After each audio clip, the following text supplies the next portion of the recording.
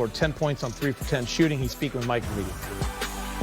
Melo, you've had a lot of NBA seasons. Just wonder how you put this into perspective at the moment, just since it's officially now the elimination from playoff contention. How do you put it in perspective?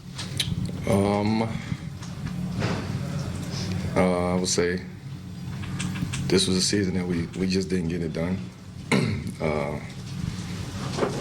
I mean, we had the tools. Some things was out of our control. Some things that we could control. Some things we couldn't.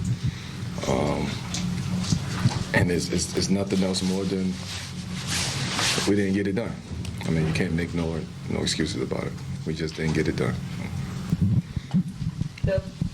Melo, basically since that game in New Orleans, you guys have been in, back against the wall, super high leverage games. And what is internally, how do you feel like psychologically you guys as a group kind of responded to that pressure? I mean, obviously the wins aren't there, but what was it like to be in that locker room as it was getting more and more tense? Yeah, I mean, we was there. I mean, we stayed together.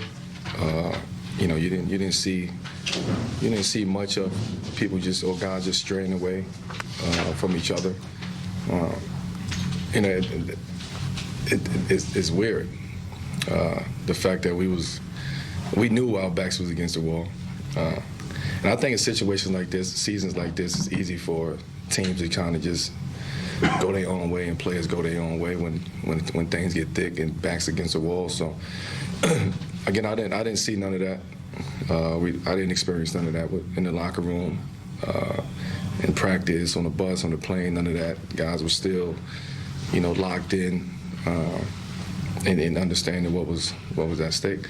Now the wins didn't amount to, it didn't add up to how we was feeling and what we knew. So then again, we didn't get it done, man. It's just not. That's all I can say. We didn't get it done. Kyle.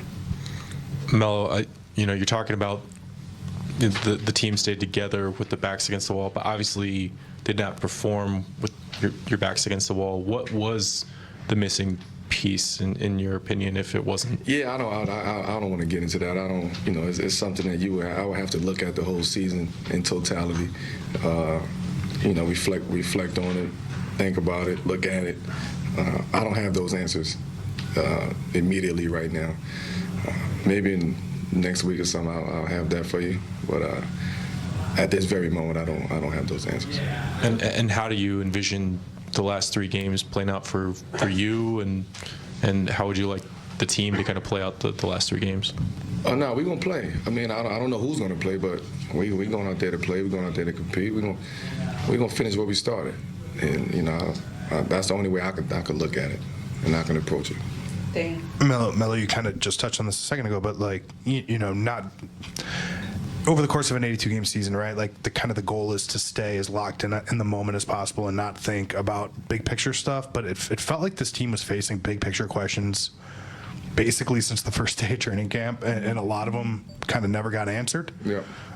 Was there a weight to that, do you think, over the course of the year, that sort of like the questions never really changed, that the sort of tone of stuff in terms of what you guys were trying to figure out was always kind of basically the same for 50, 60 games or something like that? Yeah, well, the questions was going to come regardless. I mean, the questions going to come. If you look at our roster, those questions was going to be there.